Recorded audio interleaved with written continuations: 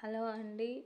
ఈరోజైతే cut work బ్లౌజులు కానీ వర్క్ బ్లౌజులు కానీ ఈ చిన్న చిట్కా తెలిస్తే అయితే చాలా ఈజీగా అయితే స్టిచ్చింగ్ చేసుకోవచ్చు. సో ఫస్ట్ మనకి మెయిన్ క్లాత్కి అయితే మిడిల్ అనేది చూసుకోవాలి. మిడిల్ అనేది చూసుకొని మనం ఆల్రెడీ లైనింగ్ కట్ చేసుకుంటాం కదా, లైనింగ్ని అయితే మనకి మిడిల్ అనేది చూసుకున్న తర్వాత కరెక్ట్గా సెట్ చేసుకొని పిన్స్ పెట్టుకోవాలండి. పిన్స్ పెట్టుకున్న తర్వాత ఇలా రివర్స్ సైడ్ నుంచి మనము వర్క్ లైనింగ్కి అటాచ్ అనేది చేసుకుంటే చాలా ఈజీగా పర్ఫెక్ట్గా అయితే మనకి ఎలాంటి కట్ వర్క్ అయినా కూడా చాలా నీట్గా అయితే స్టిచ్చింగ్ చేసుకోవడానికి ఈజీగా అయితే ఉంటుందండి. సో మీరు కూడా ఇలా ట్రై చేయండి.